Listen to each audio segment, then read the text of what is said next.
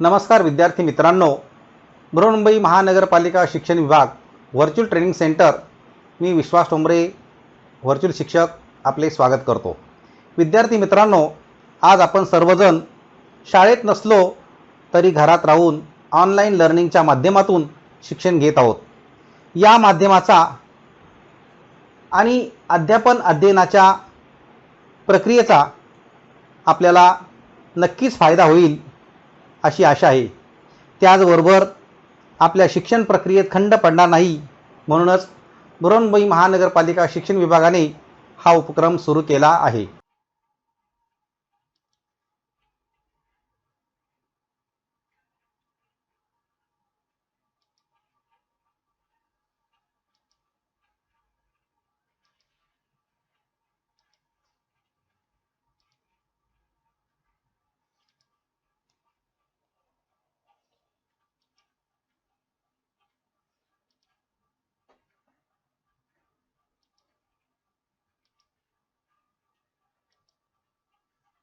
इयत्ता 9वी भूगोल आपला विषय भूगोल आहे आणि या भूगोलामध्ये आजचा घटक आहे प्रकरण क्रमांक 8 अर्थशास्त्राशी परिचय। अर्थशास्त्राशी परिचय हा भाग घेत असताना आपण अर्थ म्हणजे काय, अर्थ ज्याला म्हणतो त्याला आपण पैसा असं म्हणतो, आणि या पैशावरच आपली सगळी व्यवस्था अवलंबून असते, म्हणजेच अर्थव्यवस्था। मग त्यामध्ये घर असेल, म्हणजे कुटुंब असेल, किंवा आणखी इतरही काही समजा देश असेल, राज्य असेल, ह्या सगळ्या ज्या काही घटक आहेत, हे जे सगळे घटक आहेत, ह्यांचं जे काही गणित असतं ते सर्व पैशावर अवलंबून असतं। आणि त्या पैशाचा उपयोग कोणत्या ठिकाणी आणि किती आणि कसा करायचा आहे हे आपल्याला ठरवावं लागतं। आता या ठिकाणी तुमच्या समोर एक तक्ता दिलेला आहे। या तक्त्यामध्ये एक कुटुंब प्रमुख आहेत, त्यांचं नाव आहे श्री संपत आबा डोके, व्यवसाय नोकरी, राहणार पिंपळगाव जोगवा, जिल्हा नाशिक। यांचं महिन्याचं हे अंदाजपत्रक आहे। आता नोकरीवाला माणूस म्हटला तर त्याला महिन्याचा एक पगार ठरलेला आहे, एक वेतन ठरलेलं आहे, आणि त्या पगारामध्ये त्यांनी आपल्या महिन्याला किती खर्च करायचा हे त्याचं एक अंदाजपत्रक या ठिकाणी दाखवण्यात आलेलं आहे। जसं, आणि हे जे अंदाजपत्रक असतं हे आपल्या प्रत्येकाच्या घरामध्ये असतं। महिन्याला येणारा जो काही भाग आवक असते, येणारा पैसा असतो, मग तो नोकरीच्या मार्गाने असेल, व्यवसायाच्या मार्गाने असेल, हे जे उत्पन्न जे असतं त्यातून किती आपल्याला कोणत्या ठिकाणी खर्च करायचा आहे हे आपल्याला ठरवावंच लागतं। आणि हे ठरवल्याशिवाय आपलं जे काही अंदाजपत्रक आहे ते पूर्ण होऊ शकत नाही। नाहीतर मग आलेला पैसा वाटेल तसा खर्च करून आपल्याला चालणार आहे का? नाही। तर ठीक आहे, आपण या संपत आबा डोके यांचं हे अंदाजपत्रक जे आहे ते आपण बघूया। त्यामध्ये त्यांच्या म्हणण्यानुसार इथे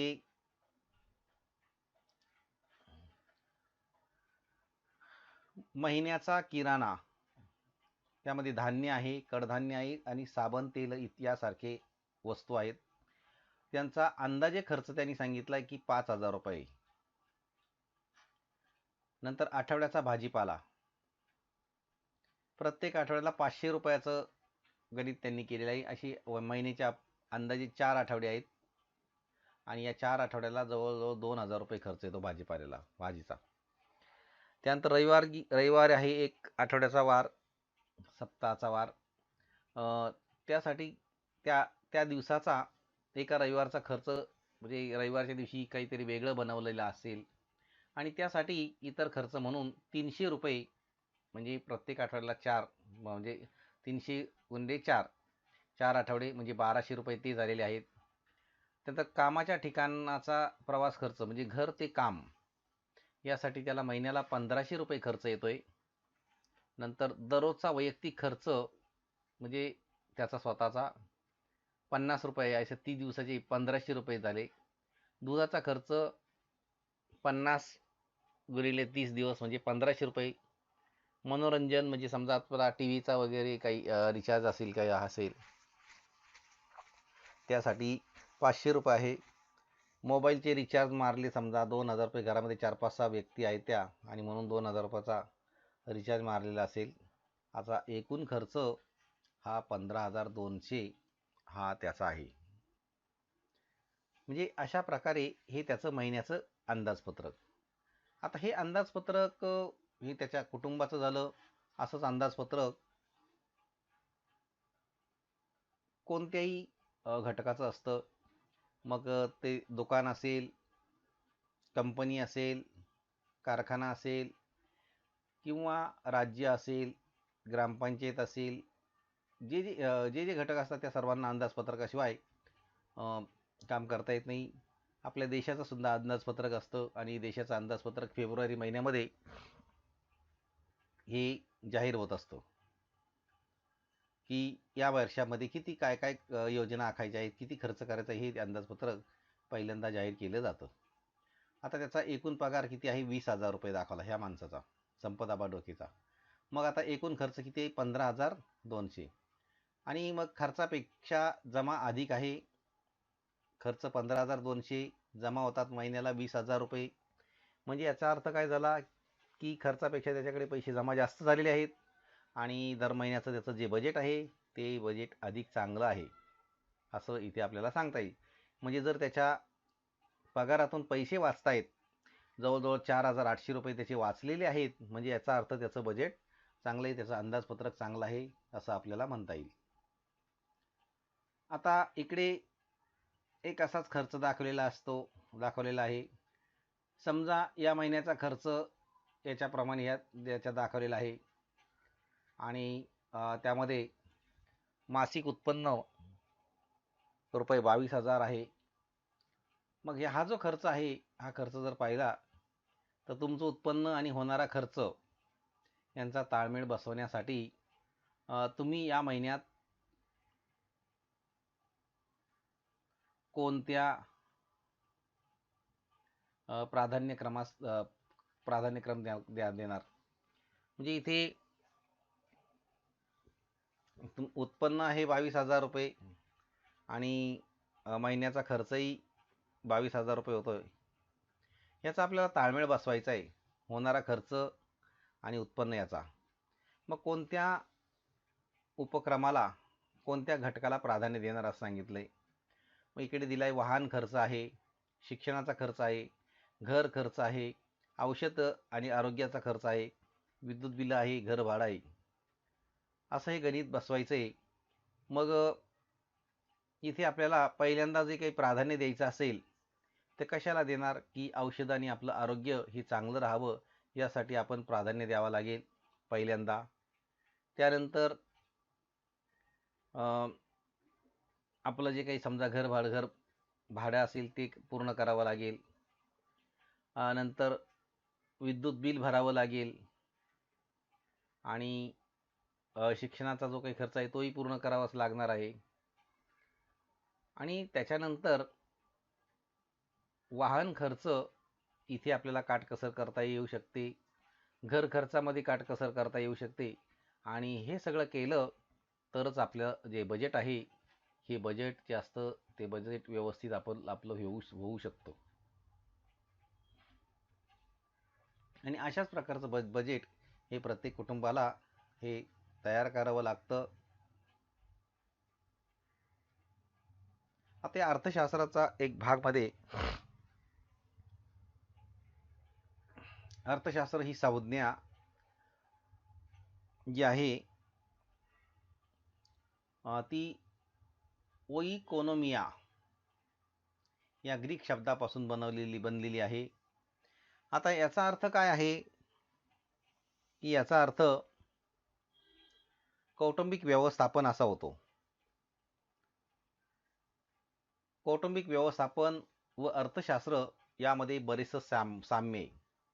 वेळ, पैसा, श्रम, भूमी व साधने यांचा प्रभावीपणे वापर कसा करावा हे अर्थशास्त्रामुळे समजतं. विविध साधनांचा वापर करून लोकांच्या अमर्याद गरजा कशा भागवल्या जातात याचा अभ्यास अर्थशास्त्रामध्ये केला जातो. लिओनेल रॉबिन्स यांच्या मते अमर्याद गरजा, त्याला हाव म्हटलं गेले, आणि मर्यादित, दुर्मिळ व पर्यायी उपयोगाची साधनं यांचा मेळ घालणाऱ्या मानवी प्रयत्नांचा अभ्यास करणारे शास्त्र म्हणजे अर्थशास्त्र होय. कुटुंबाचे जसे आर्थिक व्यवस्थापन असते तसेच गावाचे, शहरांचे, राज्यांचे, देशांचे व जगाचे देखील आर्थिक व्यवस्थापन असते. यामध्ये अर्थशास्त्रामुळे आपल्याला काय समजतं? वेळ, पैसा, श्रम, भूमी ही साधनं जी आहेत याचा प्रभावीपणे वापर करायचा आहे हे आपल्याला अर्थशास्त्रामुळे समजलं. आता आणखी या विविध साधनांचा वापर करून लोकांच्या अमर्याद गरजा कशा भागवल्या जातात याचा अभ्यास अर्थशास्त्रामध्ये केला जातो. आणि लिओनेल रॉबिन्स यांनी सांगितलं की अमर्याद गरजा म्हणजे हाव आणि मर्यादित, दुर्मिळ आणि पर्यायी उपयोगाची साधनं यांचा मेळ घालणाऱ्या मानवी प्रयत्नांचा अभ्यास करणारे शास्त्र म्हणजे अर्थशास्त्र होय. आता गरजा आपल्या अमर्याद आहेत. एक गरज संपली की दुसरी गरज, दुसरी संपली की तिसरी. परंतु जी काही साधनं असतात, उपयोगाची साधनं, ही कशी आहेत? मर्यादित आहेत, दुर्मिळ आहेत आणि त्याला पर्यायी आणि उपयोगाची साधनं जी असतात ती उपलब्ध असली पाहिजे. यांचा सगळ्यांचा मेळ घालणारं जे काही शास्त्र असतं त्याला अर्थशास्त्र असं म्हणतात. जसं म्हटलं की कुटुंबाचं आर्थिक व्यवस्थापन असतं, ही संज्ञा हा तयार झालेला ही शब्द. आणि अर्थ म्हणजेच काय, की कौटुंबिक व्यवस्थापन, की आपल्याला माहिती की अर्थाशिवाय आपल्याला काहीच करता येत नाही. शेवटी अर्थ हा भाग फार महत्त्वाचा आहे आणि यातूनच वेळ, पैसा, श्रम, भूमी ही जी साधनं आहे ही प्रभावी आहेत. परंतु याचा वापर कसा करायचा हे कशामुळे समजलं आपल्याला? अर्थशास्त्रामुळे. गरजा कितीही असल्या अमर्याद तरी त्याचा ताळमेळ मात्र आपण जुळवून घ्यायचा आहे, हे आपल्याला अर्थशास्त्राने शिकवलेलं आहे. आता या अर्थव्यवस्थेचे काही प्रकार आहेत. जसे यामध्ये भौगोलिक दृष्टीने सुद्धा विचार करायचा असतो, की भौगोलिक दृष्टीने जर विचार केला तर विशिष्ट भूप्रदेशातील उत्पादन, वितरण, त्याचबरोबर वस्तू आणि सेवांचा उपभोग यांच्याशी संबंधित असलेले उपक्रम म्हणजेच अर्थव्यवस्था. अर्थव्यवस्थेला एक शब्द म्हटलं की अर्थव्यवस्था म्हणजे काय, की अर्थव्यवस्था म्हणजेच याचा अर्थ की भौगोलिकदृष्ट्या विचार केला तर विशिष्ट भूप्रदेशातील उत्पादन, वितरण तसेच वस्तू व सेवांचा उपभोग यांच्याशी संबंधित असलेले उपक्रम म्हणजे अर्थव्यवस्था.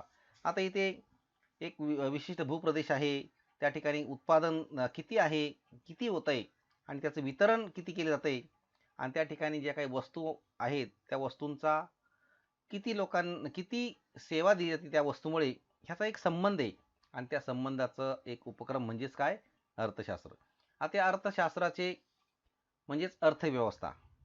अर्थशास्त्र म्हणजे एक अर्थव्यवस्था आहे की भौगोलिकदृष्ट्या विचार केल्यास विशिष्ट भूप्रदेशातील उत्पादन, वितरण तसेच वस्तू व सेवांचा उपभोग यांच्याशी संबंधित असलेले उपक्रम म्हणजेच अर्थव्यवस्था. या अर्थव्यवस्थेचे प्रकार आहेत. एक भांडवलशाही अर्थव्यवस्था आहे, भांडवलशाही अर्थव्यवस्था.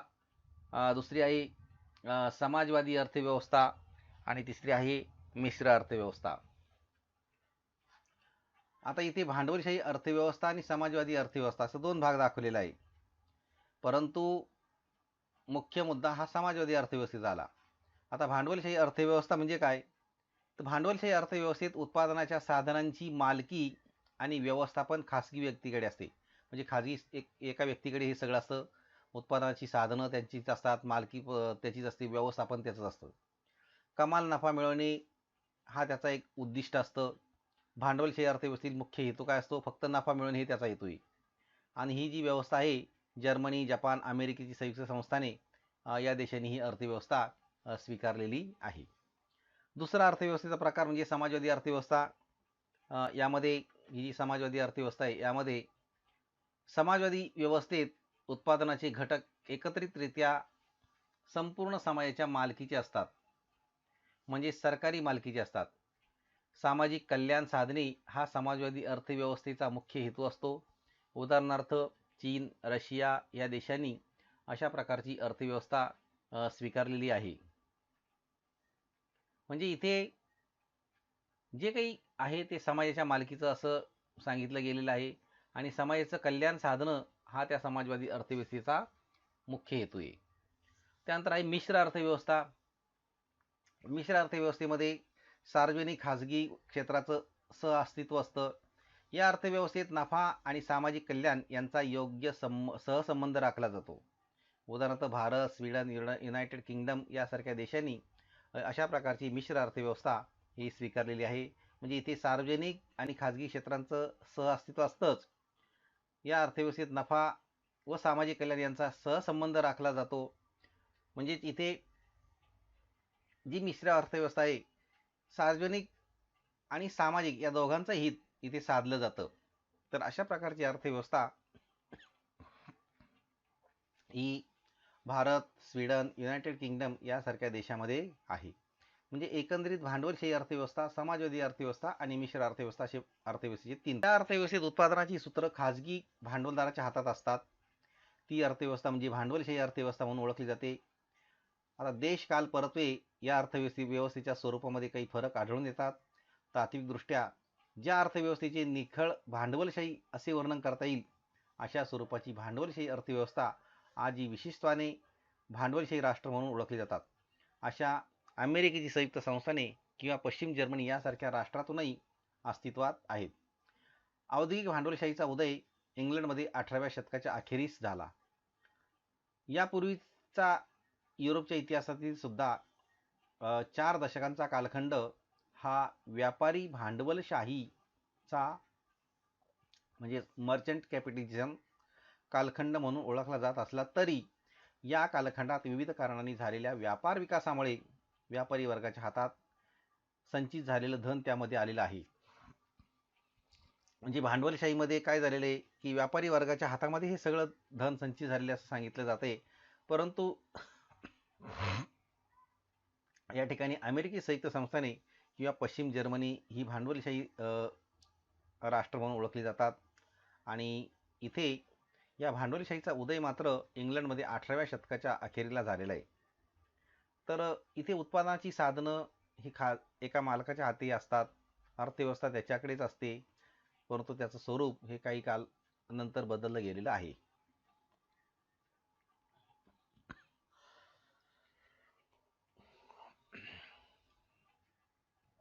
जसं अर्थव्यवस्थेचे प्रकार मगाशी सांगितलं त्यामध्ये बघा भांडवलशाही अर्थव्यवस्था बघा इथे काय काय दाखवलंय की घर भाडं, वाहन खर्च, शिक्षण खर्च, घर खर्च, औषध आणि आरोग्य, विद्युत बिल असं हे मोठं मोठं एक बजेट इथे दाखवलं गेलेलं आहे.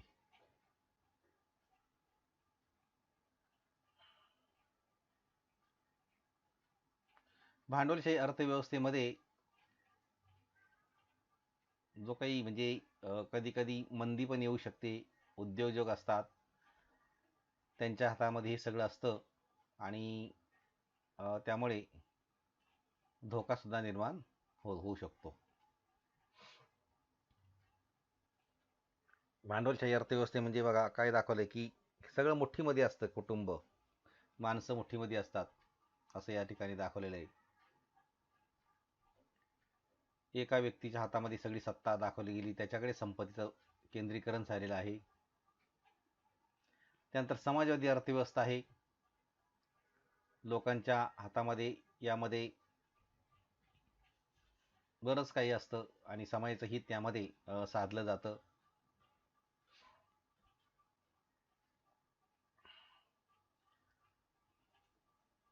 समाजवादी अर्थव्यवस्थेत जाळं संपूर्ण जगामध्ये पसरलेलं आपल्याला दिसतं इथे सुद्धा आणि त्यातून आर्थिक विकास सुद्धा साधला गेलेला आहे.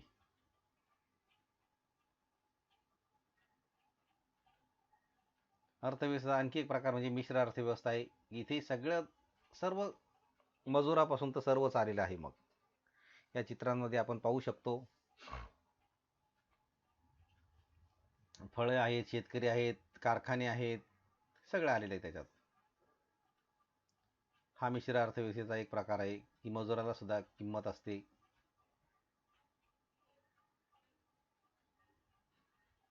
आणि त्यातून आर्थिक विकास हा साधला जातोय.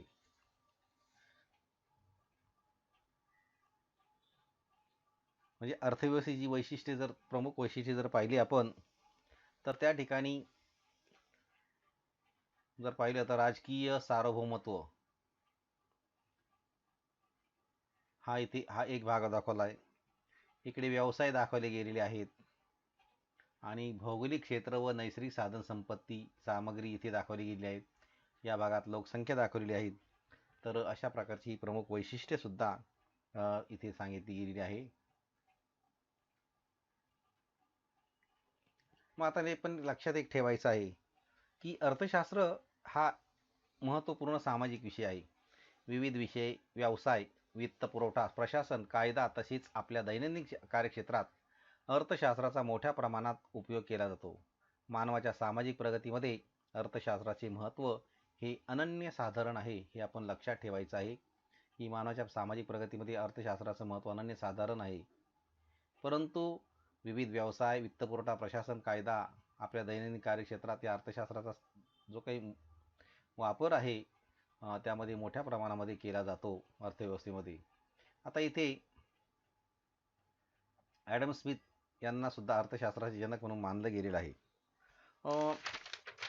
त्यांच्या संदर्भात आपण जर माहिती पाहिली तर ॲडम स्मिथ यांना अर्थशास्त्राचे जनक मानले जाते. त्यांच्या राष्ट्राची संपत्ती वेल्थ ऑफ नेशन्स या 1976 साली प्रकाशित झालेल्या ग्रंथात त्यांनी अर्थशास्त्र हे संपत्तीचे शास्त्र आहे अशा प्रकारची व्याख्या ही केलेली आहे. त्याचबरोबर त्यांनी त्यांच्या बाबतीत जर सांगायचं झालं तर 16 जून 1723 कॅलडी फाईक स्कॉटलंड आणि 17 जुलै 1790 एडिनबरा अशा प्रकारे त्यांचा तो कालखंड दाखवला आहे. स्कॉटलंड हे स्कॉटिश अर्थशास्त्रज्ञ आहे, लेखक आणि तत्त्वज्ञ होते. त्यांना अर्थशास्त्र या विषयामध्ये अर्थशास्त्राचे जनक म्हणून मानलं जातं. त्यांचा वेल्थ ऑफ नेशन्स राष्ट्राची संपत्ती या 1776 साली प्रकाशित झालेल्या ग्रंथात त्यांनी अर्थशास्त्र हे संपत्तीशास्त्र आहे हे सांगितलेलं आहे. औद्योगिक क्रांतीने निर्मिलेल्या भांडवलशाहीतील बाजारपेठेची समीकरणं त्यांनी या ग्रंथात मांडलेली आहे आणि भांडवलशाहीला पूरक अशा मुक्त अर्थव्यवस्थेचा त्यांनी पुरस्कार केलेला आहे. त्याचबरोबर त्यांच्या व्याख्येमध्ये महत्त्वाचे मुद्दे काय? निरक्ष हस्तक्षेपाचे धोरण, भांडवल व संपत्तीचा साठा, आर्थिक घडामोडीमध्ये नैसर्गिक नियम आणि वृद्धीच्या सिद्धांतामध्ये श्रमविभाजन असं त्यांच्या व्याख्येचे काही मुद्दे आहेत. त्याचबरोबर अर्थशास्त्र हा महत्त्वपूर्ण सामाजिक विषय आहे. विविध व्यवसाय, वित्तपुरवठा, प्रशासन, कायदा तसेच आपल्या दैनंदिन कार्यक्षेत्रात अर्थशास्त्राचा मोठ्या प्रमाणात उपयोग केला जातो. मानवाच्या सामाजिक प्रगतीमध्ये अर्थशास्त्राचे महत्त्व हे अनन्यसाधारण आहे असंही सांगितले गेलेले आहे. त्याचबरोबर अर्थव्यवस्थेचे जागतिकीकरण हा एक भाग आहे की सध्याची आर्थिक धोरणं ही अर्थव्यवस्थेला जागतिकीकरणाकडे घेऊन जात आहे.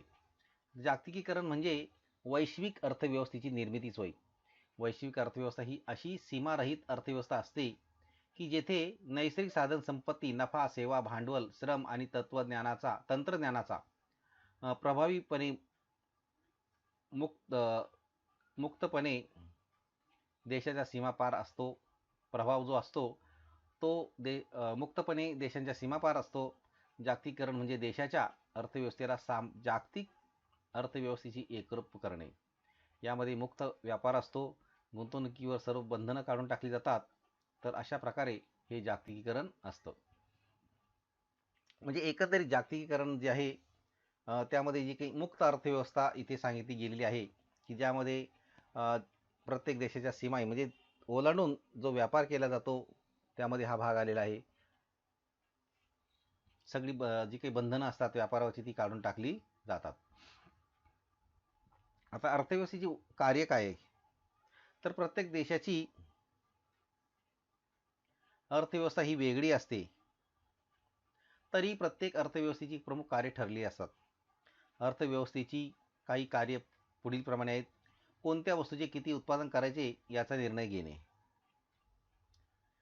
उत्पादन खर्चात जास्तीत जास्त काटकसर करणे, राष्ट्रीय उत्पन्नाचे सामाजिक व आर्थिक न्यायानुसार वाटप करणे आणि भविष्य काळातील आर्थिक गरजा भागवण्यासाठी योग्य ती तरतूद करून ठेवणे, उत्पादन कोणासाठी करावे याबाबत निर्णय घेणे. अशा प्रकारे अमर्याद गरजा व मर्यादित साधनं यांचा मेळ घालण्याचा प्रयत्न या अर्थव्यवस्थेत केला जातो. म्हणजे ही झाली अर्थव्यवस्थेची कार्य, की कोणत्या वस्तूचं किती उत्पादन करायचं याचा निर्णय घ्यायचा आहे, उत्पादन खर्चामध्ये किती काटकसर करता येईल याचाही निर्णय घ्यायचा आहे आणि राष्ट्रीय उत्पन्नाचं सामाजिक व आर्थिक न्यायानुसार वाटप कसं करता येईल ह्याचाही निर्णय घ्यायचा आहे. नंतर भविष्य काळासाठी आर्थिक गरजा भागवण्यासाठी काय काय तरतुदी करता येतील हे सुद्धा लक्षात ठेवायचं आहे.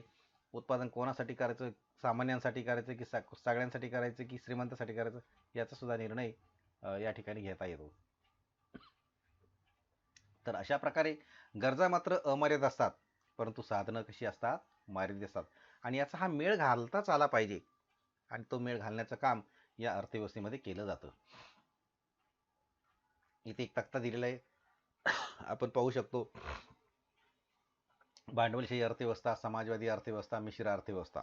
या तक्त्यामध्ये भांडवलशाही अर्थव्यवस्था जर्मनी, जपान, अमेरिका. व्यवस्थापन खाजगी व्यक्तीकडे, कमाल नफा. समाजवादी अर्थव्यवस्था चीन, रशिया. व्यवस्थापन सरकारकडे, समाज कल्याण, हित. मिश्र अर्थव्यवस्था भारत, स्वीडन, युनायटेड किंगडम. व्यवस्थापन खाजगी व्यक्ती व सरकारकडे, नफा व समाजकारण यांचा समन्वय. तर अशा प्रकारे हा एक तक्ता आहे. या वर्तुळामध्ये सुद्धा तीच माहिती आपण भरू शकतो. इथे सुद्धा व्यवस्थापन खाजगी व्यक्तीकडे, मग त्यामध्ये प्रश्नचिन्ह दिलेले त्या ठिकाणी ही माहिती भरू शकता. भारत, स्वीडन, युनायटेड किंगडम तेच इथे दिलेलं आहे की मिश्र अर्थव्यवस्था आहे ही. नंतर इकडे दिलं आहे समाज कल्याण ही साधनं जो आहे तो समाजवादी अर्थव्यवस्था भाग झालेला आहे. इथे समाजवादी अर्थव्यवस्था आपण लिहू शकतो. म्हणजे हा जो वर्तुळ आहे हे दिलेलं आहे हे आपण या तक्त्यावरून सुद्धा आपल्याला पूर्ण करता येईल. आता अर्थशास्त्राची सुरुवात जी आहे विद्यार्थी मित्रांनो, तुम्ही आता जी चित्र पाहिली त्यावरून तुम्हाला एक समजलं असेल की आदिमानवापासून मानवाचा प्रवास भटकंतीपासून ते स्थिर अवस्था जी त्याला शेतीच्या शोधामुळे मिळाली त्या अवस्थेपर्यंत झाला आणि आता या अवस्थेनंतर मानवाची वस्तू विनिमयाकडे देवाणघेवाणीची जी स्थित्यंतर झाली त्यामुळे अर्थशास्त्राची सुरुवात झाली. म्हणजेच अर्थशास्त्र हे मानवाच्या आर्थिक बाजूंचा विचार करते असं आपण म्हणू शकतो. अर्थशास्त्र आणि आपलं दैनंदिन जीवन याचा जर आपण विचार केला तर तुम्हाला तुमच्या आईने 100 रुपये देऊन दुकानातून 1 किलो साखर आणायला सांगितली तर तुम्ही साखरेचा भाव विचारून 1 किलो साखरेचे पैसे देऊन बाकीचे पैसे घरी घेऊन येता. याचाच अर्थ काय झाला, अर्थशास्त्र आपल्या दैनंदिन जीवनाशी निगडीत आहे असं आपल्याला म्हणता येईल. आता विनिमय पद्धत होती एक की जसजशी मानवाची मग अशी आदिमानवाचा एक भाग सांगितला की जशी मानवाची वेगवेगळ्या अवस्था म्हणून प्रगती होत गेली तशी तशी त्याने त्याला हव्या असलेल्या वस्तूंच्या बदल्यात त्याच्याकडे वस्तू देण्यास सुरुवात केली. ह्याच पद्धतीला वस्तू विनिमय असं म्हटलं गेलं. म्हणजे एका वस्तूच्या बदल्यात दुसरी वस्तू देणे आणि या वस्तूच्या विनिमय पद्धतीतूनच आजचा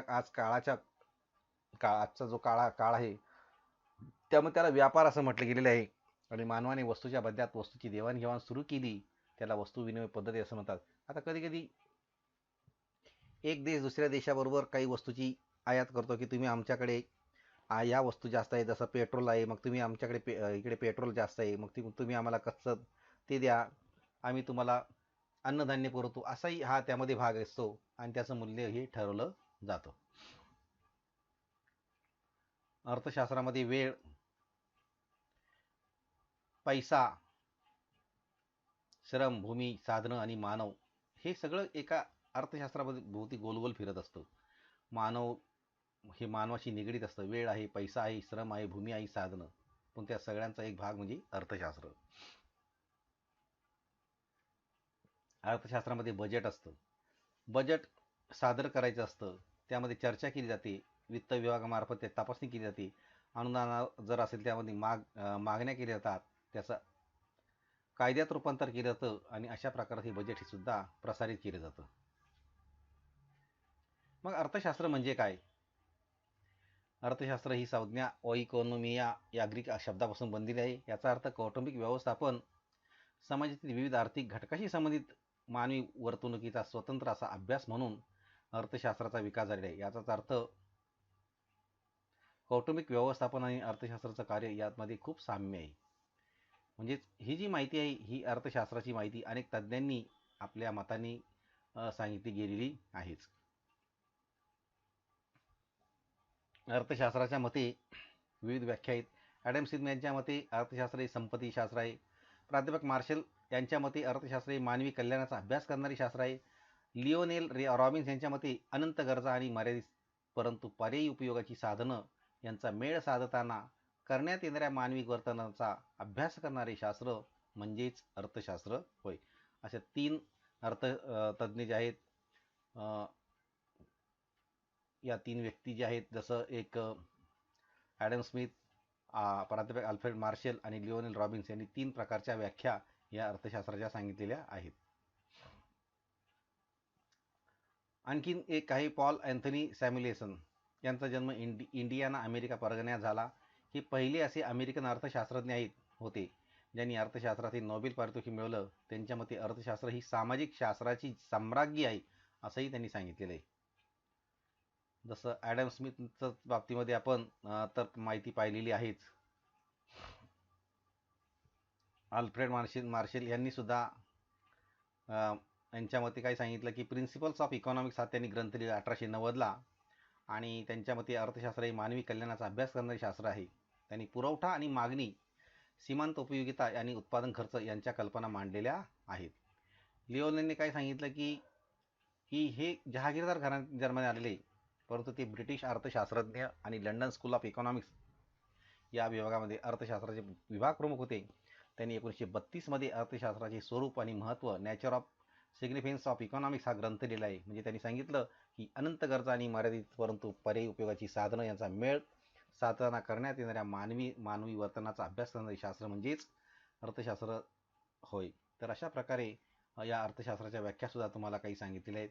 मग अर्थशास्त्राचा अभ्यास का करायचा आहे? या ठिकाणी जर आपण पाहिलं तर मानव बुद्धिमान आणि आहे आणि समाजप्रिय प्राणी आहे. त्याचबरोबर सतत वाढत जाणारी लोकसंख्या, अमर्याद गरजा, मर्यादित साधनसंपत्ती आणि मर्यादित साधनसंपत्तीचा आणि अमर्याद गरजांचा मेळ घालण्यासाठी एक भाग. यासाठी आपल्याला या सगळ्यांचा भाग कसा आहे की जसं हा समाजप्रिय प्राणी आहे, बुद्धिमान आहे, परंतु अशा पद्धतीने हा जो हे जे चक्र आहे या चक्रानुसार आपल्याला त्या मानवाला चालायचं असतं. आणि त्याचा संबंध या अर्थशास्त्राचा अभ्यास कसा करायचा, का करायचा याच्याशी आहे.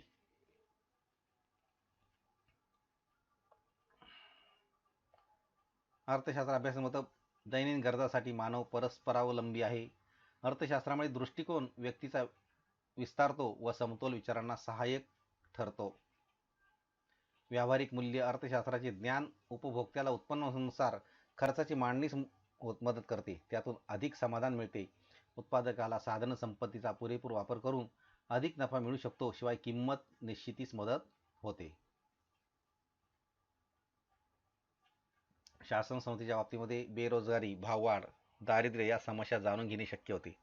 शिवाय राजकोषीय धोरण, कर योजना आखण्यासाठी मदत होते. अर्थव्यवस्थेसाठी महसूल मिळवण्यासही मदत होत असते. हा एक भाग झाला शासन संस्थेचा. आणि अर्थव्यवस्था बघा ही कशावर अवलंबून आहे, कशावर आहेत, वस्तू ज्या आहेत यावर सगळी ही अर्थव्यवस्था अवलंबून असते. या ठिकाणी काही चित्र दाखवलेली आहेत अर्थव्यवस्थेच्या संदर्भात. माणसाच्या मागण्या, व्यक्ती व वेळ आणि स्थान पुरवते वेगवेगळे असतात, तिथे ही चित्र दाखवली आहेत. या घटकाची बरीचशी माहिती देण्याचा प्रयत्न करण्यात आलेला आहे. आपणही या घटकाचे व पाठाचे वाचन करायचे आहे आणि पाठ्यपुस्तकात दिलेले जे प्रश्न आहेत त्या प्रश्नांची उत्तरं सोडवायची आहेत. त्याचबरोबर आपल्याला मी काही प्रश्नसुद्धा दिलेले आहेत, ते प्रश्नसुद्धा आपण सोडवायचे आहेत.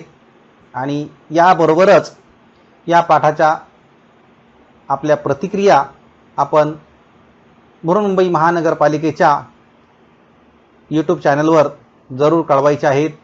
धन्यवाद.